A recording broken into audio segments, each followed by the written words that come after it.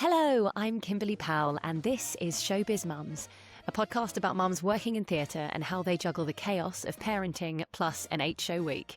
We'll cover birth stories, pregnancy, and postpartum in the theatre industry, and discuss how to maintain a career whilst having kids, or at least trying to. We'll also open up the conversation of job sharing and why that can be beneficial. So join me as we speak to some amazing theatre parents and get some advice on this pretty niche subject matter, but something I'm really passionate about.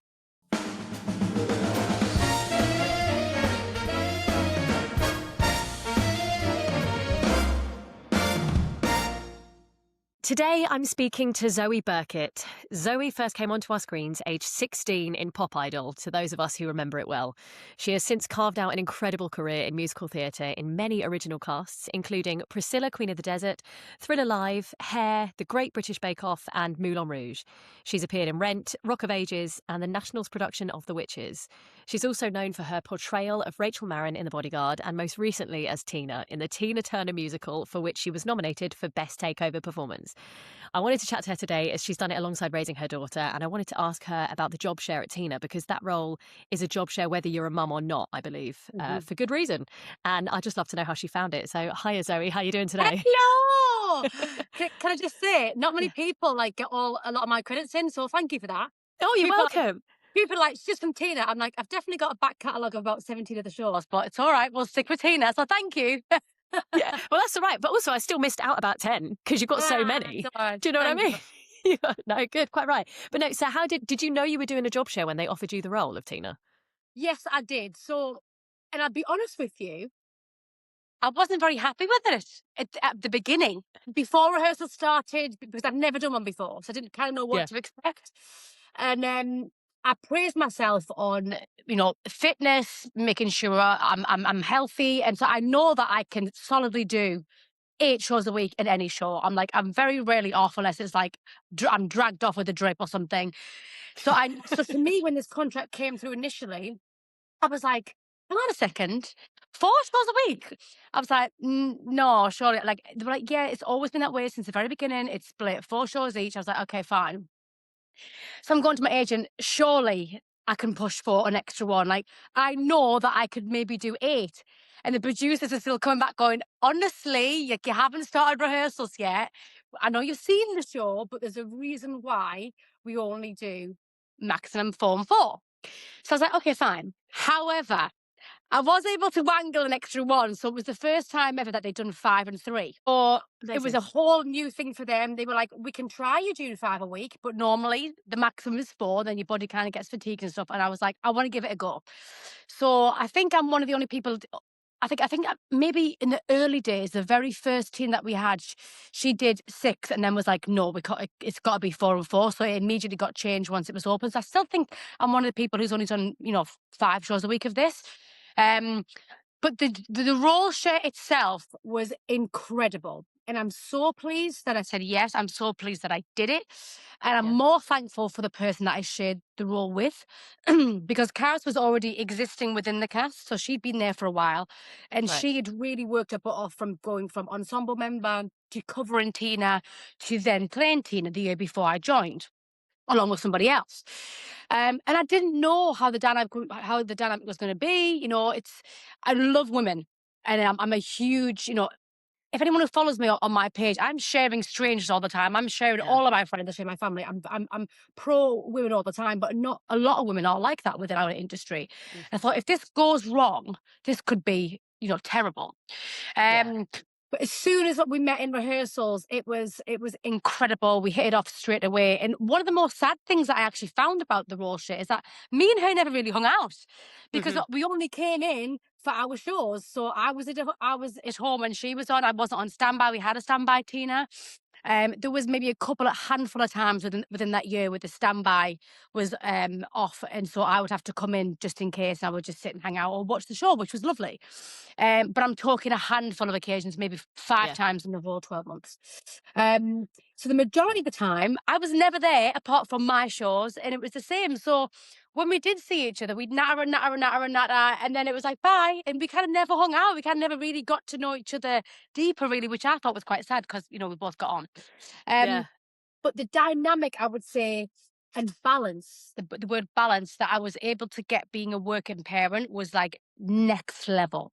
And I would absolutely snatch the hand off another opportunity of that again, because I mean, I've just left doing a 5-show week.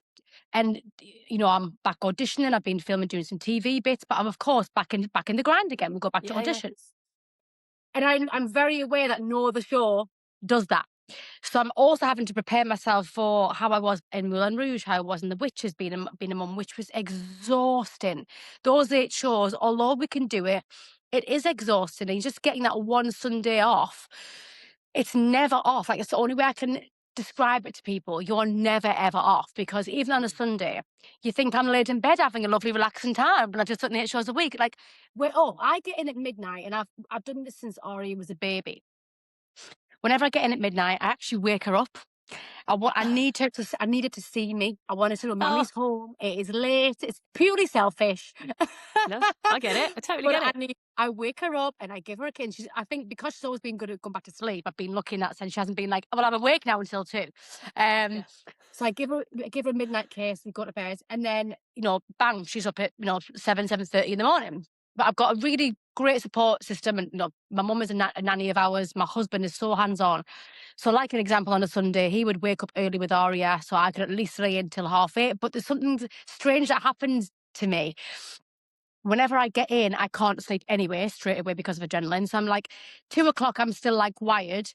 And then I almost can't go to sleep because I'm so excited about then waking up to see her in the morning. So Yeah. It's like sleep has never been my friend, especially since being a parent. But listen, your body becomes resistant. Your body becomes very, very resistant to Totally. the shows, to lack of sleep, to being able to do it as well. I think the thing that I'm happy and I'm a massive trailblazer for is working women, because I think I was terrified. I'll be very honest. When I became pregnant, I was terrified of not working again. And I was like, they're not going to see me for the big roles. They're going to think I'm not going to be able to do it. And that's just naturally me, having that paranoia. Yeah. But actually, I can do it way better than I've ever done it ever. And honestly, I'm like, how stupid and thoughtless was I? Maybe even about myself as well, because I was like, maybe I won't be able to sing Whitney Houston like that I think I was able to before I was Aria, because I actually got asked to go back into the show for an exclusive 5-week run into the Bodyguard, Right. 3 years ago. And the last time I did it was 8 years previous, which I didn't have Aria then. Aria's about to be 9. So I was like, can I even sing it anymore? Is it even there? And it's mad. I think that's just a woman thing as well. We get sometimes lost in our own minds, and all of a sudden I was like, I've got the stuff that you want. And I was like, oh my God, I'm here still. I'm here. Got it. Oh I've my got God. it. I love that you're so hardcore that you're like, yeah, everyone else is like, got to do anything for a job share. You're like, can you give me an extra show? I need the Can you 5th give show. me It's Yeah, brilliant. honestly, it's bad. It's a thing that I've had for a long time, and it's not a thing of like, I need the extra applause. I'm a better mum when I'm at work as well. I'm fully aware of that. I'm a massive dreamer. It's important to me as a mother that Aria sees me continue doing my work and getting my dream. Big time. It's also Yeah. very important, I think, as well, that she sees me tired.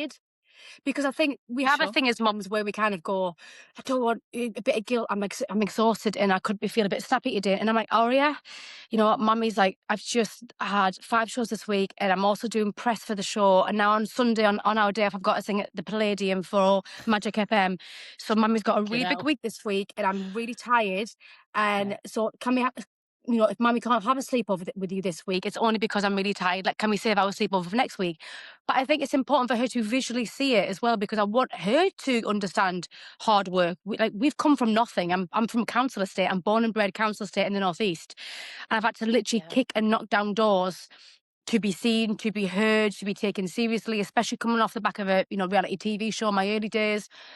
And I want her to see it, that the hustle is real. I've been handed absolutely nothing. So I think also allowing your children to see you tired, and the reasons why you got this, we've just in the middle of a reno building a bloody house, and I'm exhausted and I'm skint.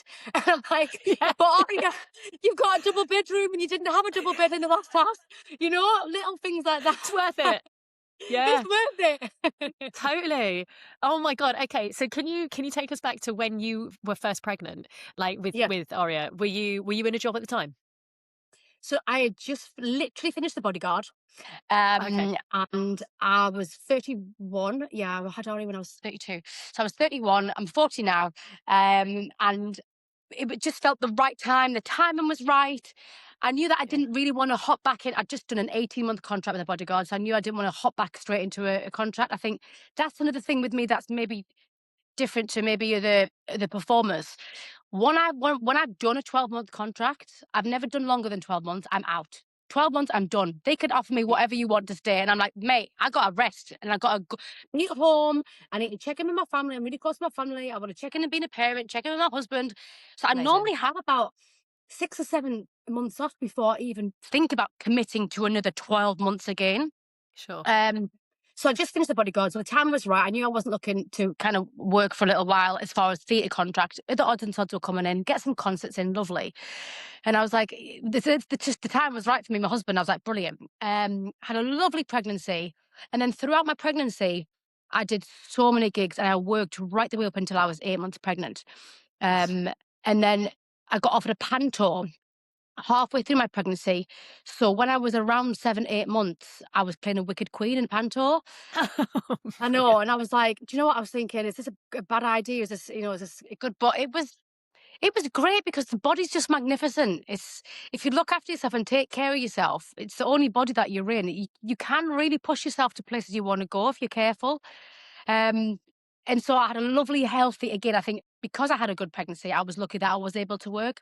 Listen, I've got friends who've had terrible pregnancies and were vomiting and all sorts and absolutely were not able to work at all. But I had no sickness, no morning sickness, nothing like that. So I Oh, was good. amazing. Yeah, Yeah, great. I had a lovely pregnancy. And then a few months later, Ari was born, and I took about 5 months off after pregnancy just to really hone in, bond with her, breastfeed and everything, unpack because we moved into a different house, unpack the house and stuff, settle in. And I started to get itchy feet, and I was like to my husband, I think like I'm ready, And he's like, okay. Yeah. It's like great. Um, and I did a couple of gigs first to ease myself back in because I was still breastfeeding. So I was like pumping as we do, and all of us do backstage. Like, Yeah. and the first musical back that I had was, what was it? Was Rock of Ages, actually. I Oh, played right. Justice, Okay. in Rock of Ages. Yeah, yeah, yeah. Mm. But because Ari wasn't at school, I would say it's a little bit harder when they're not at school. Yeah. I always say to my friends who are having kids, once they get to school, honestly, you'll miss them, but you'll be able to get some time back again. If I've got friends who want to do businesses, and like, you'll be able to have some time for your small business. You can go to the gym. You can start thinking about yourself again. Yeah. So having Aria that young while I was in Rock of Ages was tricky. I had lots of mum guilt, but what has been brilliant and has been able to make me carry on doing work is that as soon as we had Aria, my mum, who's at my hairdresser, and she's been my hairdresser all my life, and she was in a salon up in the northeast. She just said, "Listen, if you'd like, I'd love to come on board and work for you." She's not retired by any means, so we pay my mom to be Ari's nanny. And she was like, "And I can work. I'll Amazing. work for you Monday to Friday." And she was in the northeast, so she was coming down on a Monday, driving down, staying with us for the week, and then driving back on a Friday. And even I wasn't there some of the time, so then my husband would come home early. Then my husband would have Ari on a Saturday while I had 2 shows, and Okay. it was quite a juggle scenario for a while. And then Yeah, big juggle. yeah, and then 2 years ago, in the place that we were living, we found a plot of land which has two very rundown houses on it. And I said to hubby, I was like, the goal and the dream for my mom, for all of us as a family, is to live near each other or live on land or something. Yeah. And we Yeah. we got really lucky that we found this place that was disgraceful, and we've spent the last 18 years, almost 2 months, renovating these two buildings. I mean, literally, I'll quickly show you, but my mum's basically lives there at the end of the garden. Oh my God, amazing. That's I know. perfect though. What a Yeah, it's great fab. setup. I mean, we're literally in the middle of rubble. We've got no garden currently, but my mum is there. I can see her house. She's waving Yeah. at me from the front door, and we're here, and it's great, And if I've got to Yeah. be, I've been filming a BBC comedy, and if I've been leaving for filming at like 6 in the morning, say, Yeah. what happens is my mum's got her own key and everything. So if husband's having his little lie in, mum can come across, let herself in. She wakes up Ari, Great. gets Ari ready. Yeah. So that we've got a really good jigsaw that works for us now. But I think without that, I wouldn't be able to do half the thing. I'm very aware I wouldn't be able to do half the things that I do without that support. Yeah. Yeah. Yeah. Absolutely. How did you find after you gave birth? How was your Yeah. recovery, like body wise? Because I know you've had. Did you have your hip done before or after? I've had many hip problems over the year, hip surgeries. So I had a replacement. It's coming up for 5 years next month. Just Okay. literally before Moulin Rouge, I had a hip replacement. It was like that was like Oh, this. okay. Yeah. Of course it was. That's a whole other story in itself because that was like a crazy time because it was pandemic time as well. But anyway, Mental. what when I was 14, for so much like severe dancing, my hip came out of the socket. So I had pins first put into my hip. So Right. I had them for 18 months. And then over the years, I've been on and off with my hip, just lots and lots of trouble. Um, so when we fell pregnant, I went to my doctor and they said straight away, just so you're aware, you'll never be able to deliver naturally. So I was like, oh, Oh, okay. They said, because what will happen is your hip will come out again. So you'll have to go into immediate surgery and then we'll have to give you an emergency C-section. Why? yeah. And Okay. then you won't get that time with your baby because you'll be off in surgery getting your hip done. So I was like, right, okay. So I was monitored really well throughout my pregnancy, even though I lived down south. And as cheesy as it is, but I'm a very proud northerner, Yeah, I chose good. to give birth in the northeast. Oh, that's brilliant. So, and I said to my hubby, I was like, listen, I love being down south, but like you're one of millions of people. And as selfish as it is, when I go back home, if they're like, hiya, Hinny, you all right? What's going on now? And like northern people are just so lovely and caring. And I was like, I Yeah. just want to be around like lovely people. I want to be cared for, be around my family, be close to them so they can bond with my daughter for a little while. Totally. Um, and I want to be in my local hospital, which had such a bad rep. I have to say, Darlington Memorial it still does, has such a bad rep for various things over the years. They have the most wonderful maternity department ever, honestly. Incredible. From the midwives to everyone who looked after me, from my surgeon. So when I swapped over, I got told I'd have to have a planned section. So I went back up north and I met this wonderful woman called Jen O'Brien, who I still speak to. And she came through from Newcastle to Darlington and she helped deliver. And the whole thing was so lovely, so magical. I went in, I knew the time that I was going in to get it done. I knew what I was having because we wanted a reveal. Um, Yeah. and all the staff were lovely. I think because the support that I had from Pop Idol, from my whole journey, from being, literally nothing. It's this little girl who just loved to sing in the Northeast, and loads of people backing me over the years, and being the local paper, and then doing Pop Idol. Yeah. When I came home to give birth, they were like, "Zoe Birkett's coming home to give birth," and I was thinking, it's really not that much of a big deal. I just love that. I want to be here. I want to be somewhere where I'm familiar with, and not in a Yeah. hospital in London, to be completely honest. So Especially at such a after vulnerable time. I love it that. is such a vulnerable time. And again, Yeah. the hospital was lovely. And had all my surgeries in the hospital up north. I knew people there. They were friends of the family, and it was Brilliant. lovely. So I had this great planned surgery. With the planned surgery, I'm not too sure if you know much about it, but it's called a planned natural surgery. So it's kind of for Okay. people who have a form of like a disability, or you're unable to deliver naturally, and the doctor just says, it's impossible for you. Right. They make the incision, but there's no screen or anything up.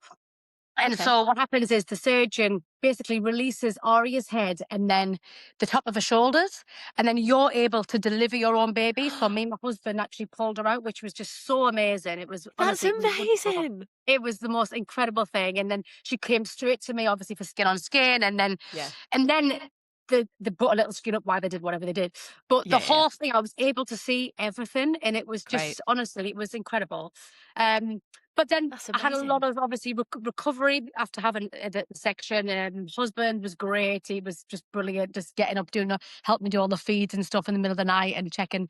Um, but again, it was a slow process, and I think if I'm being completely honest, it it it took me about 3 years to fully get back to my full self. Yeah. Even things down to how I was feeling about myself, about the clothes that I was wearing, and I wasn't able to fit in some of my old stuff. And then because I went back to do my gigs, but I had to buy new gigging dresses because I was bigger, and I was like, I can't get into my gig Yeah. dresses anymore. And my husband was like, "You've just had a baby." Then I had pregnancy gig dresses that I couldn't wear them anymore. So I was like, "What do I wear?" Who am I? I'm a feeding machine. So it took me about 3 years to kind of be like, right, I know what's going on now. I know everything about what she loves, what I love, how we're moving forward. I've got that, help that I need. What's the plan? Good support system. But I think, you know, no one ever really prepares you for motherhood, especially being in this industry, because the juggle is real. I think for any working mother anyway, the juggle is real. But I think what I find the most annoying, I mean, I can say it openly, like next week it's my sister's 30th birthday and all the family going to Tunisia. And this has been planned for like a year and a half. And I was being like, I don't know whether I can go, I don't know, because work and da. I hate the sacrifices that we have to make as women, as family members, as mothers, as wives, because everything's kind of put on the back burner all the time until something comes in. If it comes in, if it drops, if you get that self-tape, I'm still waiting for an answer on an advert. And I just saw it on the telly yesterday and I was like, didn't get that advert then, did I? I'm like, didn't get that, did I? Yeah. So we're always waiting for something, so we can never plan anything. And, we miss, I had to miss sport. I had a matinee show last year, so I had to miss sports day last year. And I've just signed to do something else, which is quite big coming up. And I've had a look through the school calendar and I have to miss sports day again. And I'm like, but what we do, and I think is I really hone in when I'm at home. And the switch off for me, I always got asked last year, and maybe it's because sometimes if you're playing a role like Tina in particular, the story is so traumatic and so emotional because what Tina went through was insane. I think from what I gathered, for other actresses or maybe the productions or maybe even a role like that, psychologically, you may be able to take some of that on board with you. Yes. And I always get asked in interviews, what was your switch off? And I was like, I think being a mother actually saved me, because as soon as I walk in that door, I know my child's about to wake up at midnight for our midnight kiss anyway. And then I'm back up again in the morning and I'm like in the middle of building a house. So I have no time in my mind to sit down and actually allow that to go into my brain and sponge it all in emotionally. I'm an actress, do the job is done, stage door, see you later guys, I'm gone. Got no choice. I think I've got no choice. And I think having a busy life like that and being a parent and knowing that being on stage for those 3 hours, as much as I love it, it's not the be all and end all. It's not the most important thing that's going on right now in our lives. So understanding that you must switch off is the key, I think, as well, to roles like that. Yeah, absolutely. Sorry, I'm having a right now, Rihanna. I fucking love it because you just chat. You know what I mean? I don't have to think of anything. I'm like, great, done. Also, you talk so quickly, which I love. So I talk quickly, but you get so much information. I'm like, oh my God, go. Good. So do you find, because you went on tour as well, how did you manage the setup being on tour? Did you find that all right? I suppose it was pre her going to school, or was it not? When I went back to the Bodyguard 3 years ago, I was at school. So, okay. What happened was, again, because we got mum, so mum, and I got a husband, but husband's got everyone knows my husband, in this business. He does mortgages for people in the industry. So I've never actually gone into a rehearsal room yet. I haven't gone to one job to date where they've gone, your husband's got me a house. So he's got a very demanding job. God, he's the person to know then for our industry. He's the person to know for industry folk, yeah. Big time. So my mum, if I was at work, if my husband's at work, my mum would do school run if I'm on tour, pick her up. Great. Then her husband would always be back for tea, do bedtime, etc. So there's always a parent around. And then on a weekend, he would finish it on a Friday and he would come to me wherever I was. But there were some great times. So like things like Easter holidays and half term. So the Bodyguard, when I went back specifically, it was for 5 weeks, an exclusive run, and it sat over the August summer holidays. So Aria came with me with my mum, and then my husband would come up on a weekend. So it was like basically we were on like the three of us, a little girl gang, just like on tour with a Bodyguard. And with roles like that, because it was 6 weeks and they wanted me to come back, I said I can come back, but it is 6 weeks holidays, so my mum's gonna be with me, so I'm gonna need a 2-bedroom apartment. And if you lay things out what you need for producers, they can be quite good, Yeah. You just got to spell it out for them.